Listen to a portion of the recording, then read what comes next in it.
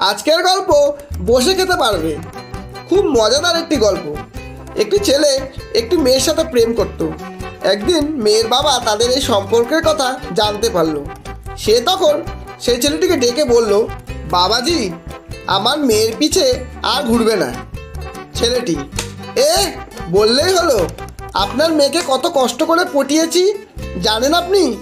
মেয়ের বাবা, দেখো, সামনে আমার মেয়ের বিয়ে। তুমি যদি ঝামেলা না করো তাহলে তোমাকে আমি এমন এক অমূল্য জিনিস দেব যা দিয়ে সারা জীবন তুমি বসে খেতে পারবে। ছেলেটি, হ্যাঁ, বলেন কি মশাই, সত্যি নাকি? বাবা, অবশ্যই সত্যি, 100% সত্যি। ছেলেটি, তা সেই জিনিসটা কি? বাবা, আমার মেয়ের বিয়ের পরে সে নিয়ে যেও। ছেলেটি ভাবলো, সারা জীবন বসে খেতে পারবো? ভগবান, এমন জিনিসও তুমি আমার কপালে রেখেছো? ও মশাই, আমি রাজি। বাবা, এই তো বুদ্ধিমান ছেলের মতো কথা। বিয়ের পরে সে জিনিসখানা নিয়ে যেও। তারপর বিয়ে ঠিকঠাক মিটে গেল। তার কয়েকদিন পর সেই ছেলেটি মেয়ের বাবার কাছে এসে বলল, কোথায় দিন আমার সেই অমূল্য জিনিসটি?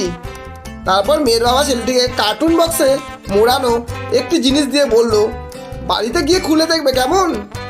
এখানে খুললে হয়তো জ্ঞান হারিয়ে ফেলতে পারো। ছেলেটি বীর বিক্রমের সাথে বক্সটি নিয়ে বাড়িতে চলে গেল। তারপর ধীরে ধীরে বক্সটি খুলে ছেলের চোখ তো কপালে উঠে গেল। বক্সের ভেতরে বসার একটি কার্পেটের আসন, আর তার সঙ্গে রাখা ছিল একটি চিঠি। আর তাতে বড় বড় অক্ষরে লেখা ছিল, মশাই ক্যাবলাকান্ত, এই দিলাম সারা জীবন বসে খাওয়ার জন্য তোমাকে একটি কার্পেটের আসন। এখন আজীবন বসে বসে খেতে পারবে। আর যদি যত্ন করে রেখে দিতে পারো তাহলে তোমার নাতিপুতিরাও আরামসে বসে খেতে পারবে। গল্পটি শেষ হতে শোনার জন্য অসংখ্য ধন্যবাদ।